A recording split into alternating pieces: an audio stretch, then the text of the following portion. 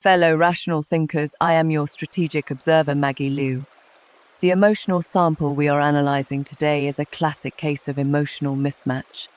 The core strategic point is not about revenge, but recalibration when the asset you bet your entire principle on proves worthless.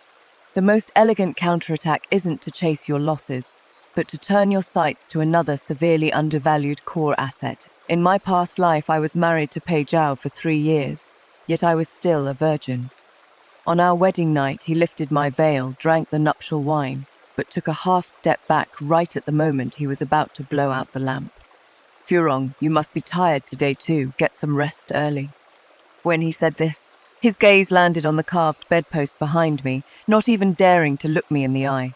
I thought I wasn't good enough. During those 3 years, I learned to cook his favorite dishes, wore the colors he had praised, and waited outside his study for half the night, all just to serve him a cup of perfectly warm tea after he finished reviewing his official documents. He only ever took the tea, said, "Thank you for your trouble, madam," and then lowered his head to continue reading the documents.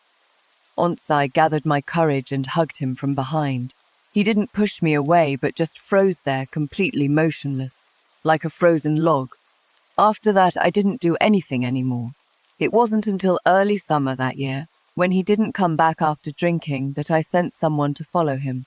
That is when I found out he went to that inconspicuous house in the east of the city every single night to play chess with his good friend, Yang Wenqing. When I barged in, Yang Wenqing was leaning against the railing bench wearing a loose green shirt, her hair just loosely pinned in a bun. I saw Pei Zhao standing beside her, bending over to grind ink for her, his eyes holding a tenderness I hadn't seen in 3 years. When Yang Wenqing saw me coming, she got up, gave a bow, and went into the inner room. Pei Zhao looked as if he'd been caught in some scandalous act. His face went instantly pale, and he dragged me back to the manor.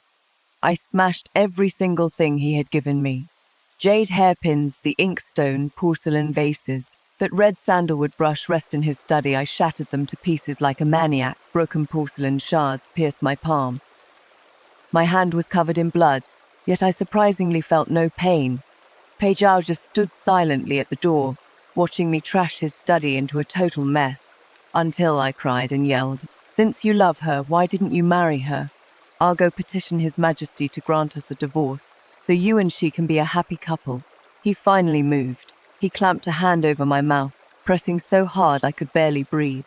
He cast his eyes down, his voice as cold as midwinter ice. "Wenqing will not revert to her female identity. Don't you ever mention divorce again." After a pause, he added, "She already has a hard enough time at home as it is. If you expose her identity, how is she supposed to survive? Shen Furong, you don't understand her suffering, but don't take it too far." Taking it too far. He said I was taking it too far. I took a vicious bite on the back of his hand, refusing to let go even when blood poured out. Pei Zhao frowned from the pain, but didn't pull his hand back. At that moment, I suddenly realized something. He wasn't a cold person. He just wasn't warm to me. After that, he never stepped foot into my courtyard again. The winter I fell ill, it snowed heavily in the capital city. My coughing illness came on fiercely, and I passed away before making it past New Year's Eve. The night before I died, my mother-in-law stood by my bed, glanced at my blood-stained handkerchief, and turned to Pei Zhao, saying, "After she is gone, you should marry Wenqing." Pei Zhao was silent for a long time. Then I heard him softly say one word, "Okay." At that moment, my consciousness plunged into darkness. When I opened my eyes again, I saw my dad's face. He was still alive. My dad was still alive. He was wearing a somewhat worn navy blue robe, carrying a scroll of bright yellow imperial edict in his arms, looking at me anxiously. "Furong," he started carefully, "Dad knows you have feelings for Pei Zhao. If you don't want to accept this decree, Dad will go to the palace right now and beg His Majesty to take it back. My dad used to be just a pig butcher back in the day. Luckily, he followed the right master, took blades and bled on the battlefield. So now he can be considered a veteran official who helped the current emperor build the empire. When he says he'll refuse the marriage, he really dares to take the imperial edict and beg His Majesty to rescind the order. In my past life, that is exactly what I did. I knelt on the ground and kowtowed without even looking at the imperial edict. begging Dad to turn down His Majesty for me. Only later did I find out that Dad traded his years of military merits to revoke that edict, and what he got in return was being demoted to Kuzhou and dying of a broken heart. And Pei Zhao, the one I cried and threw tantrums over to make him marry me, ultimately just whispered an okay by my sict at the very end. I reached out, pulled the imperial edict from Dad's arms and unrolled it. It was written clearly in black and white: His Majesty granted a marriage, betrothing me to the eldest legitimate son of the Qinghe clan, Kuiming-je, the Qinghe clan, the head of the aristocratic families. Even a concubine-born son from a side branch would be an ideal son-in-law in the eyes of outsiders, let alone the eldest legitimate son of the main branch. I've heard the name Kuiming-je. He has always had the fine reputation of a crane standing at the lantai. The court praises his poetry and essays for being elegant and upright, calling him a pure gentleman, as beautiful as flawless jade. Such a good marriage. You can tell at a glance that His Majesty put thought into it, to repay my dad for taking an arrow for him on the battlefield back in the day. In my previous life, I wasn't thinking straight, throwing away fine jade to choose a fisheye, only to have that fisheye spit all over my face. Dad, I heard myself say. I am willing to marry. Dad froze. He stared at me for a good while, suddenly speaking up, even calling me by my nickname. Yang Yang, tell Dad the truth. Did that kid Pei Zhao bully you? I smiled softly, but my eyes stung terribly. Number, he didn't bully me. He just doesn't love me. How does not loving count as bullying? Dad didn't believe me. He told me to sit in the parlor, saying that the Pei family's madam happened to be visiting with Pei Zhao today, and he was going to go get to the bottom of it. The scent of tea curled in the air. Madam Pei pulled my dad to the main hall to talk business, deliberately leaving me and Pei Zhao in the parlor through the tea mist. I quietly observed the person in front of me. He still looked the same. Gentle features, composed demeanor, wearing a moon-white long gown, with that green jade pendant I gave him tied at his waist. After I died in my previous life, my soul drifted for a few days, and I saw the Pei family quickly suffer a great disaster. The Pei family was found out for colluding with remnants of the previous dynasty, and the whole family was executed. At that time, I thought this was probably karma. But now, with just a cup of tea between us, looking at his face again, I just feel like a lifetime has passed. Pei Zhao poured me a cup of tea and asked softly, I heard you accepted the marriage edict and are willing to marry Kuiming-je. I picked up the teacup and took a sip. You can't disobey imperial orders. It is not up to me whether I am willing or not. He hesitated for a moment, then suddenly said, If you are not willing, I can marry you.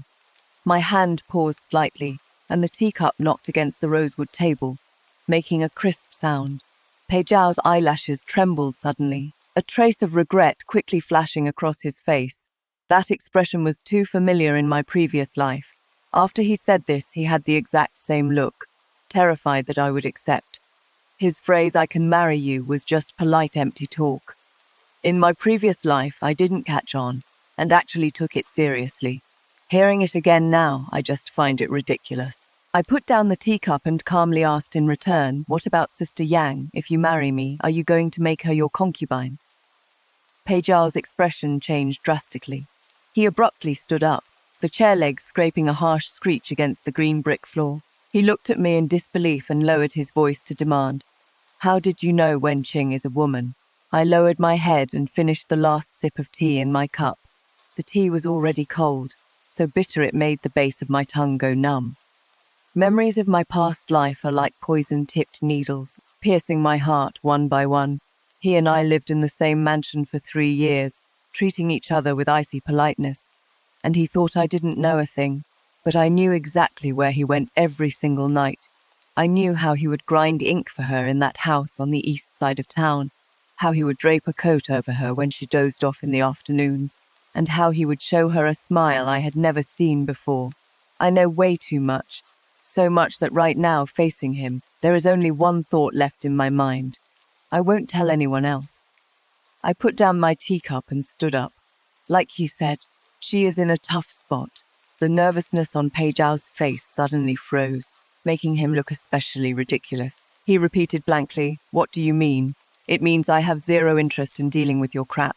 I looked at him and said word for word, "But Pei Zhao, remember what I am telling you today, even if every last man on earth died out. I Shen Furong would never marry you. Who you choose to spend your life with has absolutely nothing to do with me." Pei Zhao stood there for a moment with a livid face, then finally flicked his sleeves and stormed off. I watched his back disappear at the end of the corridor, and surprisingly my heart completely calmed down. Not long after, Dad pushed the door open and stormed in, his robes billowing, pacing back and forth across the room. "Pei Zhao, that bastard. His mum even sweet-talked me, saying that once you married over, she'd definitely treat you like her own daughter raise a dog, and it at least knows to wag its tail. But raise a son-in-law and he turns out like this." I couldn't help but laugh, amused by Dad. Seeing my cheeky look, he got even madder. "You are still laughing." Dad is worried sick. "Do you know the Kui family has over 100 family rules alone? Over 100 rules, Yang Yang. Is that even a human they're raising? That has got to be a bodhisattva. Your mom passed away early, and your dad is just a rough man. A girl who grew up running wild in the fields. How could you stand those rules?" I stood up, pressed his arm, and made him sit down in the chair. "Dad," I looked at him earnestly, "even if it means walking into the lion's den. I don't want to marry Pei Zhao anymore." Dad froze for a moment, sighed, and patted the back of my hand. "That is for the best," he said. "You chased after him to get into the academy back then and suffered so much, but he didn't even spare you a single glance. Dad just felt bad for you, thinking that the Pei family was a good match and we knew them inside out. Who knew he would have a belly full of black heart and rotten guts? Even if the Kwai family really is a dragon's pool and tiger's den, Dad isn't afraid. At worst, I'll just grab my blade and storm in there again." I lowered my head and stared at the cracks in the bricks on the ground, my nose stinging. In my past life, when I was put under house arrest in the courtyard by the people Pei Zhao sent, Dad had already been demoted to Kuzhou. It was a long way away, and I was afraid he'd worry if he found out, so I wrote "everything is fine" in every letter home. It wasn't until after I died that Dad rushed to the capital city overnight and coughed up a mouthful of blood from his heart in front of my coffin. He spent his whole life killing through mountains of corpses and seas of blood, but kneeling before my memorial, he cried like a child who had lost his soul. "Yang Yang, Dad is here to take you home. In this life, I won't let him have to bury his own child again." It was a rarely beautiful day when the Kai family came over to present the betrothal gifts.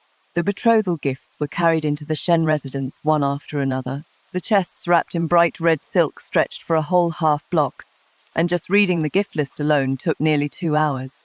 Such a massive display made all those voices in the capital city complaining of injustice for Kui Mingzhou temporarily shut their mouth. Dad sent me off to the side courtyard next to the main hall, saying that an unmarried girl shouldn't see outside men. I sat on a stone bench in the courtyard, bored out of my mind, waiting. I vaguely heard a commotion from the front. It sounded like the Kui family had already arrived at the main hall. Right then, someone behind me suddenly spoke up. "What are you looking at?"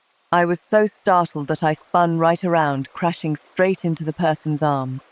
My nose was instantly filled with the fresh scent of magnolia mixed with pine. This scent, I froze for a moment, and dusty memories were like a pried-open wine jar, bubbling out, gurgle, gurgle. I raised my head and met a pair of smiling eyes. The person in front of me was about more than half a head taller than me, wearing a jade-colored brocade robe that made him look as clear and bright as jade. His features were exceptionally handsome and good-looking, and he was smiling with his eyes curved into crescents. That face was so close at hand, so good-looking it made my mind go blank. "You?" I opened my mouth, and a long-lost title blurted out, "Brother Xiaohe." That year my dad forced me to lose weight, and I ate dinners that were like fodder every day. Starving so much my chest stuck to my back. One night I smelled the aroma of braised pork wafting over from the courtyard next door, and I was so hungry I threw shame to the wind, huffing and puffing as I climbed up the courtyard wall. And then I locked eyes with that exquisitely carved young lord in the courtyard. I was so embarrassed I almost fell off the wall.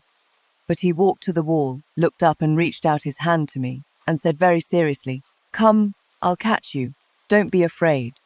From then on, I climbed the wall every day to mooch off his meals. He didn't like eating, and every time the nanny prepared meals for him, more than half a table was left over.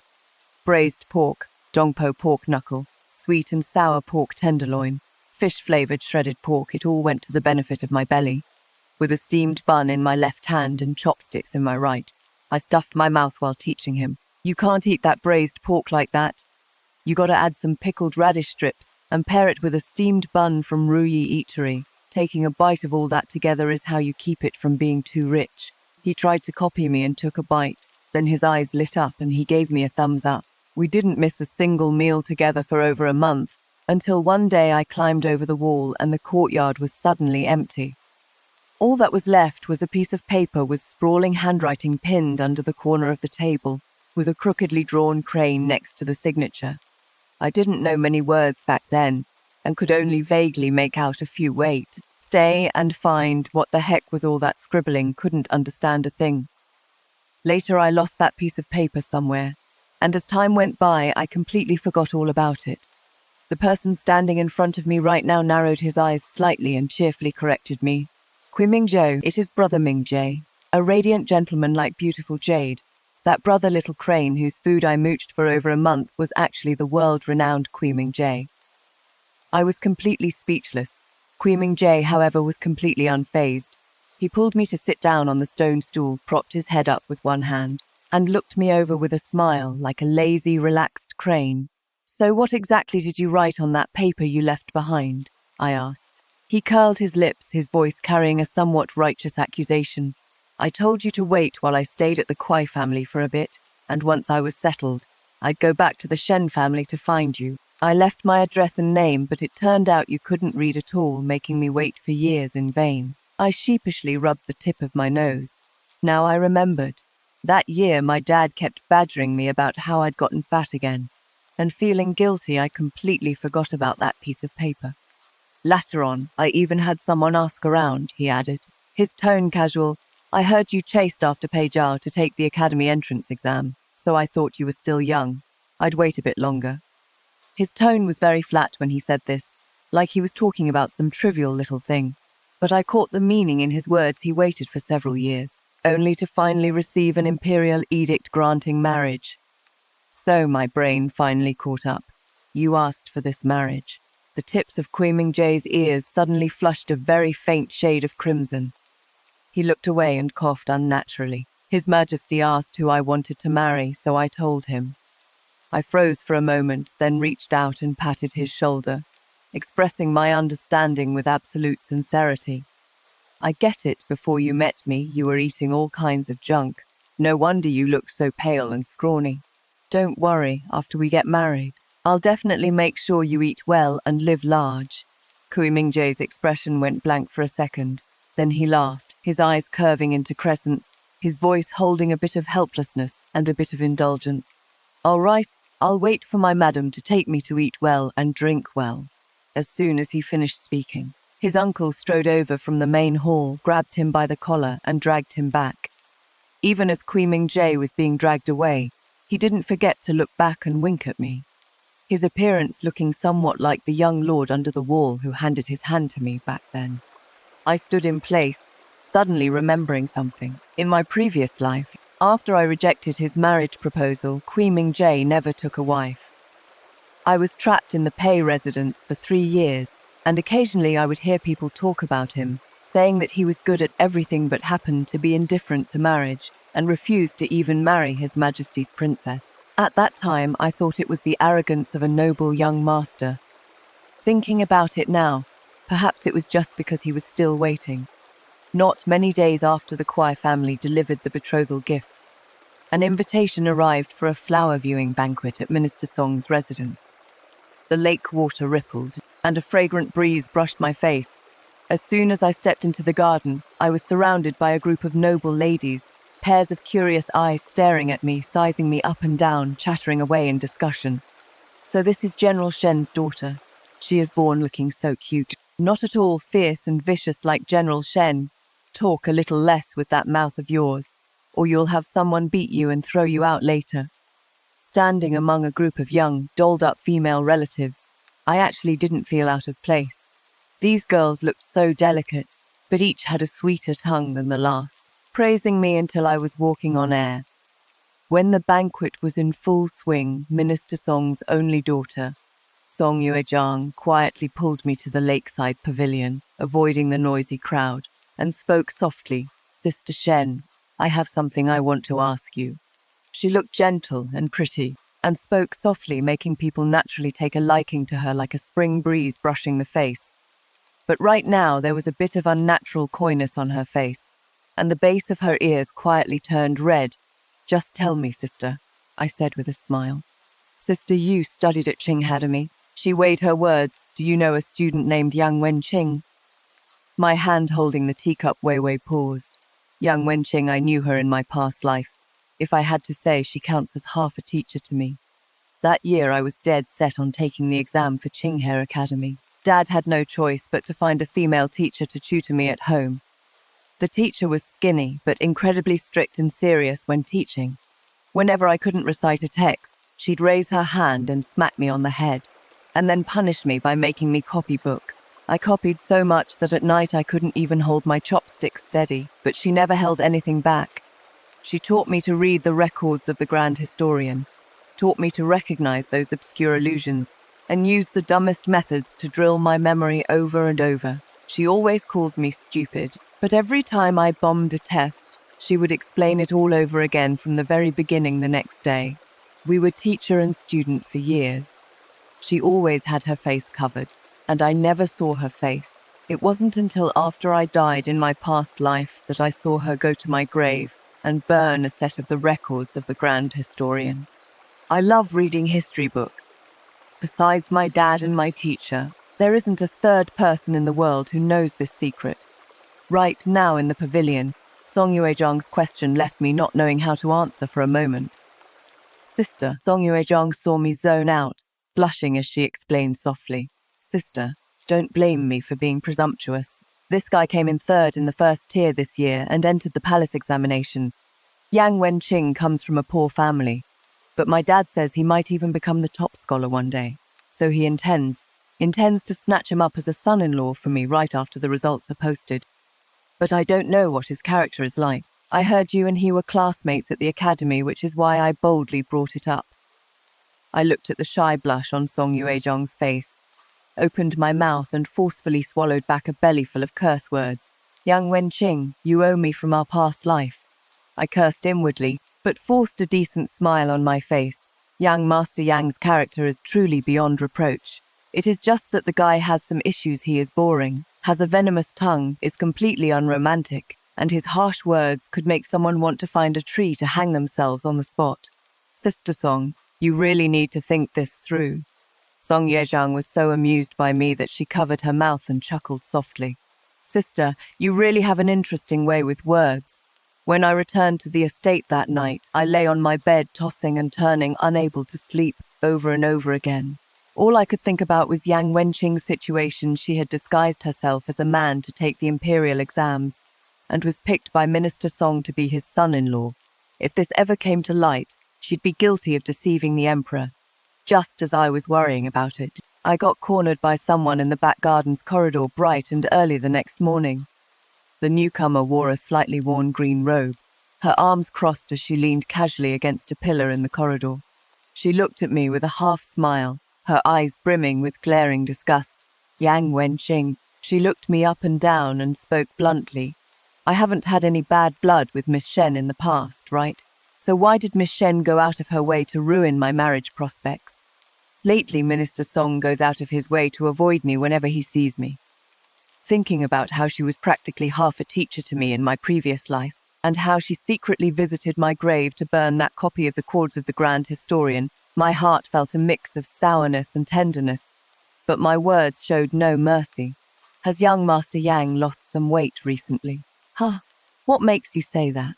"Because it looks to me like you've become a lot more narrow-minded." As soon as I finished speaking, Yang Wenqing raised her hand to knock me on the head. The gesture was so familiar that I subconsciously covered my head and squatted down, moving as nimbly as a veteran student used to being punished. Yang Wenqing's hand froze in mid-air. I froze too. A moment of silence fell over the corridor. The wind swept past the bamboo blinds along the corridor, bringing up a fine rustling sound. Yang Wenqing slowly lowered her hand and gave me a faint glance. Just with that single glance, all the defenses in my heart completely shattered until not even dust was left. She knew who I was, knew I was once her student, and knew everything about our past lives. "Teacher," I called out tentatively. Yang Wenqing turned around, her voice faint and exactly the same as in our past lives. "Pei Zhao has been acting off lately, always hovering around your mansion. Be careful." She didn't ask why I covered my head and squatted down just now. She merely reached out and patted the top of my head, neither too heavy nor too light, just like every time before. "Don't badmouth me to others next time. Song Yuezhan takes a detour whenever he sees me now. Look what you've done." She paused, walked a few steps, and then looked back. "The Pei family case involves matters of the previous dynasty. You were right to cut ties with Pei Zhao. Protect yourself, Yang Yang." A breeze blew through the corridor, lifting a corner of her green robe. I stood there watching her thin silhouette drift further and further away, suddenly remembering the words she said when she taught me back then. "Yang Yang, in this world, some people have it easy and some have it hard. The path I have to walk in this life, I must finish step by step on my own. There are no shortcuts and no one to rely on." I didn't really understand it in my past life. Now, watching her walk into the wind alone, I think I probably get it. "Yang Wenqing," said Pei Zhao. I sent someone to ask around, and when the young gatekeeper came back to report, the expression on his face was a bit odd. "Miss Young Master Pei has indeed come by quite a few times recently. It is just that he didn't have anyone announce him. Every day he just stands outside the manor gates looking at your courtyard from a distance. One time I asked him if I should announce him. He shook his head and said something baffling. He said he failed you, miss, and you resent him." The servant scratched his head. I thought it was weird too. "You and young Master Pei stopped seeing each other a long time ago, miss. So why would he talk about failing you the moment he opened his mouth?" My hand holding the teacup suddenly tightened. Failed. In this life I didn't marry him, and he never had me. So how could he have failed me? Unless he is talking about our past life. Unless I suddenly stood up, startling the servant boy. I told him to go check again and find out all of Pei Zhao's recent movements. The news came back quickly. Pei Zhao has been making a lot of moves lately, and every single one feels off. He sent his own mother back to their hometown in Fuyang. He drew a clear line with Yang Wenqing right in public, even spitting out ridiculous words like men and women should keep their distance. He also resolved several shops he owned, as if he was in a rush to wash his hands of something, but his timing for selling the shops was way too coincidental, as what he sold were exactly the properties that were targeted first right before the Pei family was raided and confiscated in the previous life. Unless he remembers what happened in the previous life. Unless he was also reborn. A chill ran down my spine. Once this thought popped up, I couldn't push it down anymore, since he could come back if he also remembers the previous life. Then why did he come looking for me? Wants to make amends, wants to atone, or is he after something else? I couldn't explain how I felt inside, just that all the hairs on my body stood on end. I told the servants to kick Pei Zhao out directly if they saw him from now on, and also urged my dad to mind his words and actions at court. For half a month straight, there was no movement from the Pei family. Instead, Yang Wenqing showed up at my door completely out of the blue. This time, she wasn't here to knock me on the head. Rather, she sat properly in the flower hall, twirling a teacup in her hand, and said in a flat tone, "I got engaged to Song Yuezhan." I stared at her completely dumbfounded. Does she know?" I asked, lowering my voice. Yang Wenqing held the teacup and fell silent for a moment, her expression uncharacteristically awkward. "Got it. She said it is fine even if she knows. She said what she wants to marry is a person, not a gender." "All right, that is very Song Yuezhan." I clutched my chest, admiration for Song Yuezhan spontaneously welling up inside me. That gentle and soft sister Song was actually tougher on the inside than anyone. "Be careful," I urged her. "Don't let anyone get anything on you. Deceiving the emperor is a grave crime." Yang Wenqing glanced at me and gave a soft chuckle. That smile was faint, gone in a flash, but I saw it. "Got it," she said. Half a month later, I asked Song Yuezhan out to go offer incense at Lingyan Temple outside the city together. We were halfway there in the carriage, but there was still no sign of her. I waited in the forest clearing for about the time it takes an incense stick to burn. Just as I was about to tell the driver to turn around and check on her at the Song residence, a sudden muffled thud came from outside the carriage. The young servant driving the carriage only managed to shout one word before going quiet. "Pay." My heart jumped and I yanked the carriage curtain open. The few escorts traveling with me were already sprawled all over the ground, all bearing wounds. Thankfully, they were still breathing, just knocked out cold. Pei Zhao stood amidst the mess, covered in blood, holding a still dripping blade in his hand. The blood wasn't the guards, it was his shoulder, and ribs were wrapped in haphazardly wound gauze, and blood had soaked through most of his robe. He heard the noise and looked up at me, his eyes filled with a familiar, almost paranoid fanaticism. "Furong," he spoke, his voice hoarse and rough, like sandpaper grinding over a bluestone slab. "Don't be afraid, I wanted to see you. But they insisted on stopping me, so I had to kill them." He frantically wiped his hands on his robe, smearing blood all over the front of his garment, and then reached out a hand to me. That hand. In my past life, when I was severely ill in bed, he never reached out to hold my hand even once. Now he actually reaches out. I forced down the trembling of my whole body, and using the motion of getting off the carriage, I quietly cocked the hand crossbow in my sleeve. This hand crossbow was given to me by Ming Jie. On the day he came to present the betrothal gifts, he quietly slipped it into my hand in the side courtyard, saying the waters of the Kwai family were deep, and told me to keep it for self-defense. I even laughed at him back then. "Does a butcher's daughter like me really need a hidden weapon?" He said, "You just keep it. It gives me peace of mind. I've only worn it for 3 days, and this is the first time using it." Pei Zhao's gaze slowly slid down from my face, as if trying to recognize something, or as if trying to recover something. "Furong," he said softly, "you also wore a dress like this when you married me that year. Apricot red, making your skin look very fair. Before that, I always thought I just saw you as a sister.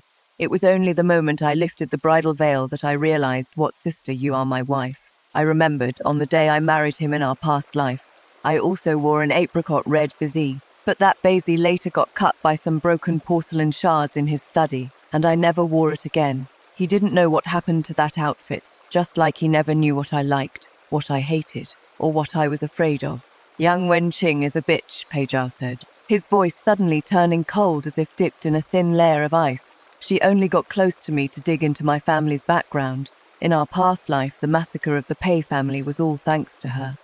Furong, don't marry Ming Jie. Let's get back together." "Okay," he took a step forward. I didn't step back. "Go beg your dad to use his military merits in exchange for the Pei family's safety, and we'll get married, okay, Furong?" He opened his arms, wanting to hug me. This was the exact distance. I pressed the hand crossbow hidden in my sleeve against his chest and pulled the trigger without hesitation. The muffled thud of the arrow-piercing flesh was mostly swallowed by the wind. Pei Zhao stood frozen in place for a moment, then looked down and saw the short arrow sticking out of his chest. He looked like he hadn't figured out what just happened, taking another step forward before crashing heavily to his knees. I picked up the knife he dropped on the ground. It was heavy, way heavier than I thought.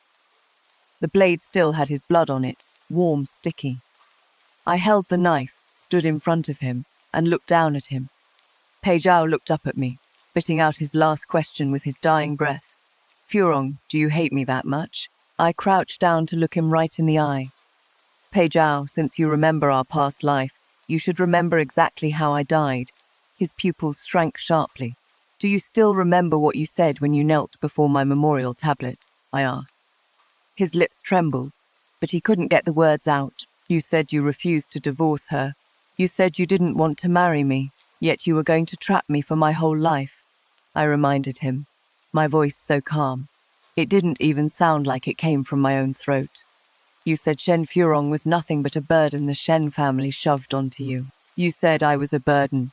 So," I stood up and tossed the knife beside him, "there has been absolutely nothing to make up between us for a long time. You came to beg for my help today, Pei Zhao. But when you trapped me for 3 years in our past life, did it ever cross your mind that you'd have a day like this?" He lay in a pool of blood, his eyes starting to glaze over. The corners of his lips twitched as he squeezed out his final words. "Furong, don't resent me. I'll wait for you on the path of reincarnation." Without hesitation, I finished him off with a single stroke of my sword. The path of reincarnation. In this life, I, Shen Furong, am going to live to be 100. Who the hell wants to walk the path of reincarnation with you? I stood by the pool of blood, looking down at the blood splattered on my dress. I took a deep breath, then raised the knife and made a few bloody cuts on my own arm. I knew exactly what I was doing with the location and depth, so while it looked shocking, they were actually just superficial wounds. After dealing with the arrows and the murder weapon, I set off the signal flare for help. The city patrol arrived very quickly. The one leading the squad was Uncle Zhao, an old subordinate of my dad's who used to carry me when I was a kid. He took a look at Pei Zhao's corpse on the ground, his gaze lingering for just a split second before looking away. He walked up to me and held my arm, keeping his voice extremely low. The Pei family colluded with the enemy and committed treason this morning. Their entire household was thrown into prison, and the emperor personally sentenced them all to execution. Even if he hadn't run into you today, he didn't have many days left to live anyway. Uncle Zhao helped me walk toward the carriage, his voice growing even softer. You could say you saw your Pei family brother off on his final journey. Don't be too sad. I passed out right on cue. When I woke up again, it was already late at night. The candlelight in the room was dim, flickering against the bed curtains. My head felt groggy, the wounds on my arm were properly bandaged, and my nose was filled with the bitter scent of medicinal ointment mixed with a warm, gentle magnolia and pinewood fragrance. Summer Gnome was watching over me. Kui Ming Jie sat on the edge of the bed, holding my uninjured hand, his chin resting on the back of my hand, eyes closed, breathing very lightly. He had faint dark circles under his eyes. You could tell at a glance he hadn't slept a wink all night. I moved my fingers, and his eyes snapped open. The moment our eyes met, I saw it. His eyes were bloodshot, the edges slightly red. His grip on my hand tightened a bit. Then he hurriedly let go, as if he was afraid of hurting me. He didn't ask me what happened, didn't press me on how I got hurt. He just stared at me without blinking, like he wanted to carve my whole being into his eyes. Then he leaned down, gently resting his forehead against mine. His warm breath brushed against my face, carrying a faint scent of light tea. You are awake, he said, his voice low and hoarse. It is good that you are awake. He repeated those words over and over a few times, as if a huge weight had finally been lifted off his chest. I reached out and rubbed his hair. His hair crown was askew, and a few loose strands were scattered by his ear, making him look a little less rigidly proper and a little more down to earth. Have you been crying? I asked softly. He turned his face away and didn't speak. Kui Ming Jie, thank you for the hand crossbow you gave me. He turned back to look at me, stayed silent for a moment, and then grasped my hand back into his palm, spreading my fingers open one by one as if confirming they were still there and perfectly intact. Then he lowered his eyes, his voice soft. Don't go alone next time. Kui Ming Jie stayed with me for most of the day and was called away by official business right around noon. He had barely left when Yang Wenqing arrived right on his heels. She brought a chill in with her when she pushed the door open, probably having just come back from outside. She sat down on the round stool by the bed without saying a word, looked me up and down carefully first to confirm that all I was missing was a couple ounces of blood, and no vital part, and only then took her time to speak. The Pei family raised private soldiers and colluded with remnants of the previous dynasty. The hard evidence of their treason is undeniable. The imperial edict was issued this morning, so the execution of their entire clan is a given. He came to you because he originally wanted to beg General Shen to mediate for him. He thought you'd be just as easy to coax as in your past life. Thought you'd still consider the affection of growing up together and plead for him. I listened quietly.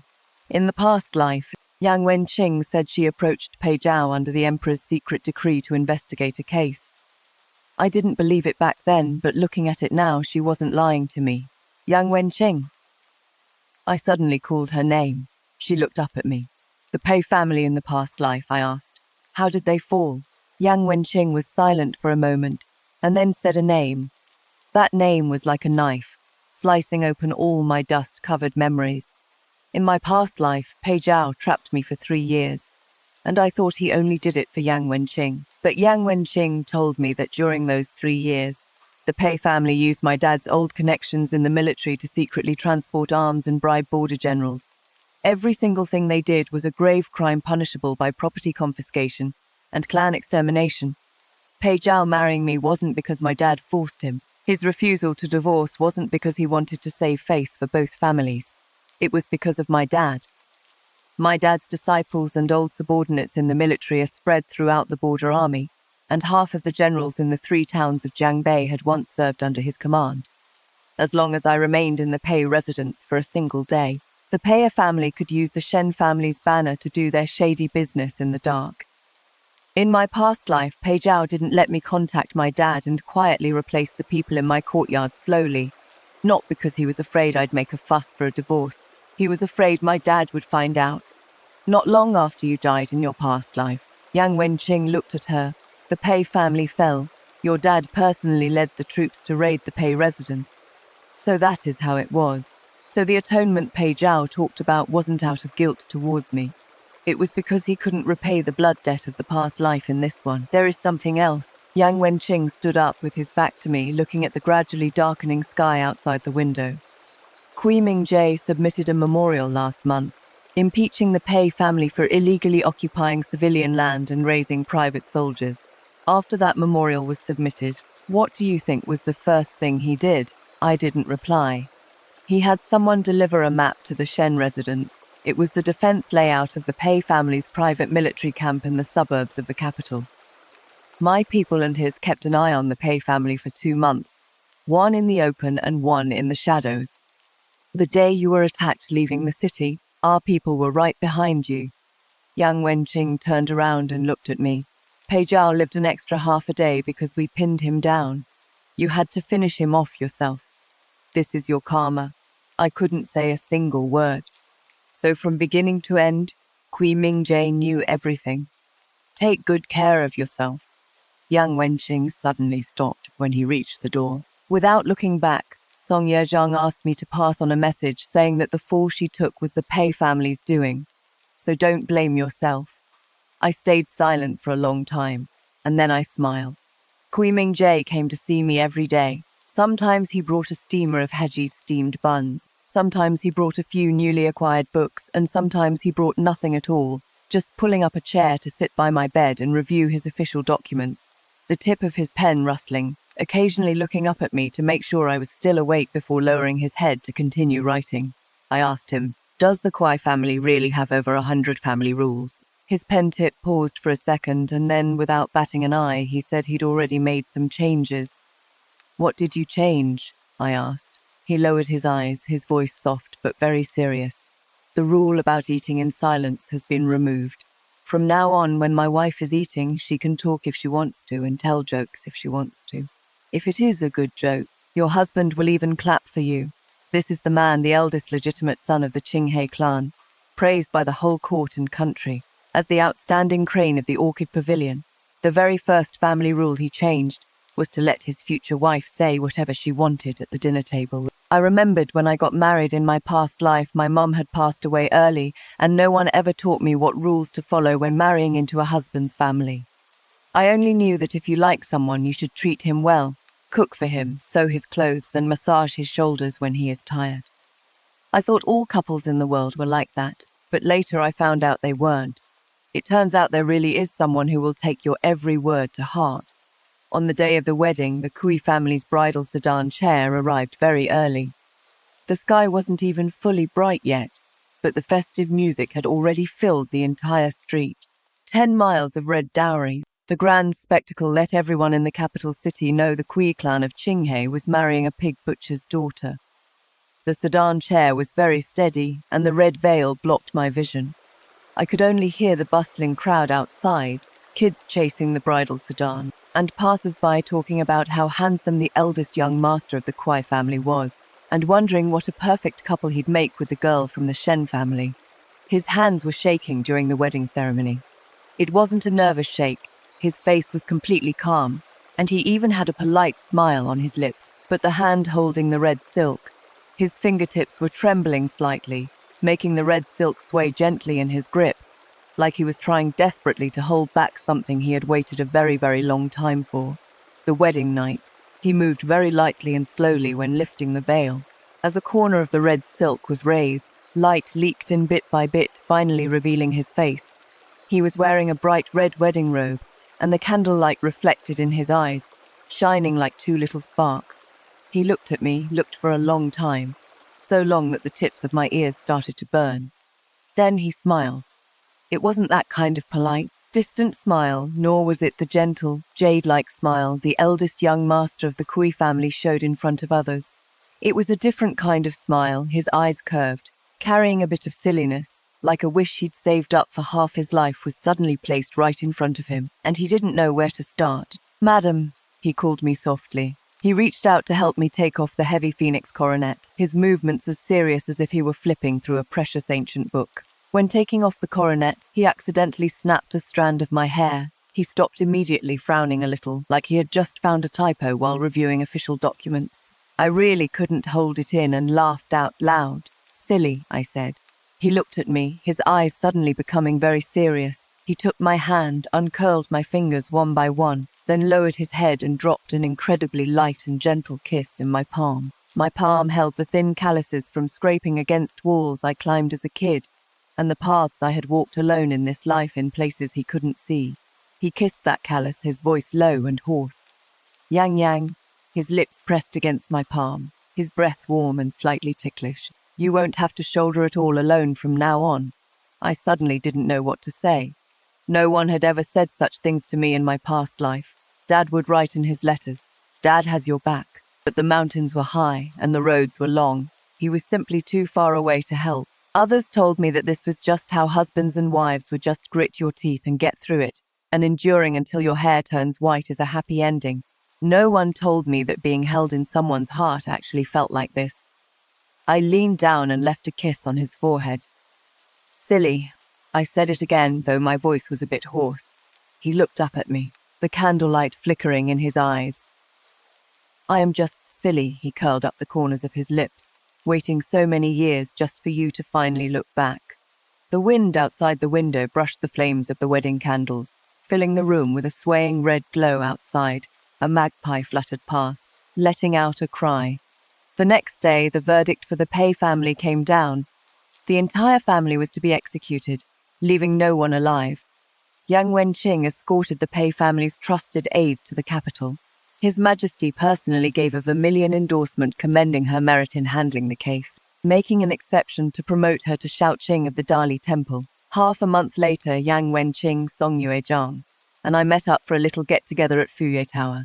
Song Yuezhang handed me a rolled-up newspaper and pointed to that line of text in the corner Huguang Circuit. "Fifth-ranked judge, a collateral branch of the Pei family's eldest branch." Just a few strokes printed squarely on the page, and that was it. I thought of my past life. I coughed up blood and died. The sunlight outside the window spilled onto the table, feeling warm. Song Yuezhang tugged at my sleeve and whispered to me, sharing how Yang Wenqing told people off in the imperial court yesterday. "You have no idea, when her mouth gets mean, she can piss off the censors of the censorate so much that they roll up their sleeves. I am honestly scared she'll get a sack thrown over her head and beaten up one day, but when she comes back from court and sees me, she blushes right down to her neck." Song Yuezhang was complaining with her mouth, but smiling with her eyes. I watched them through the mist from the tea. Yang Wenqing still had that bland and aloof look, but when Song Yuezhang told jokes, the corners of her lips would curl up a bit. You wouldn't see it if you didn't look closely. Down below Fuyue Tower was the most bustling stretch of Chang'an Street. With bustling crowds and hawkers' cries rising one after another, someone behind us lifted the curtain of the private room and walked in, smiling before even saying a word. I turned around and saw Kui Mingjie reaching out his hand to me. He was wearing a moon-white long gown, with the green jade I tied around his waist this morning. He stood by the window, his shoulders bathed in sunlight, his eyes and brows filled with a warm smile.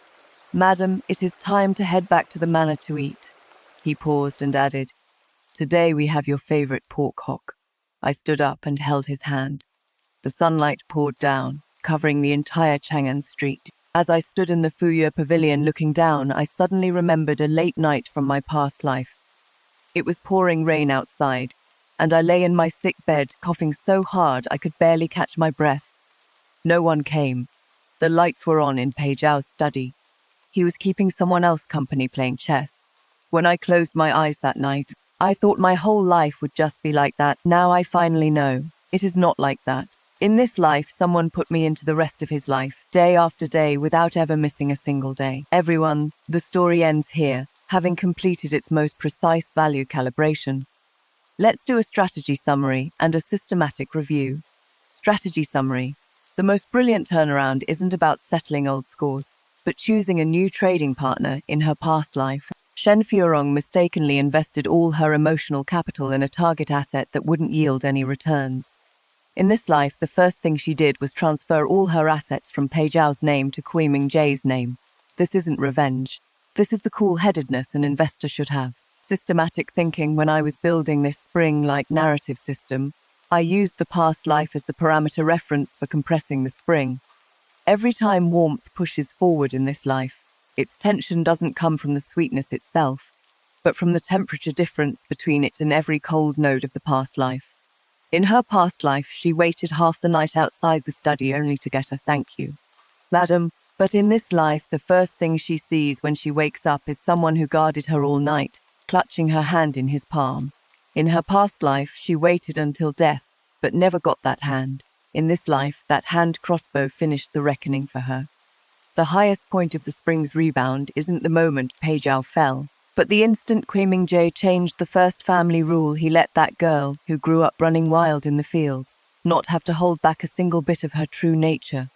This is the most thorough declaration of bankruptcy against that old system of the past life known as rules. If you are interested in the complete algorithm of this emotional mismatch and asset reorganization, please keep tuning in to my future sample analyses. The next round might be a completely different game.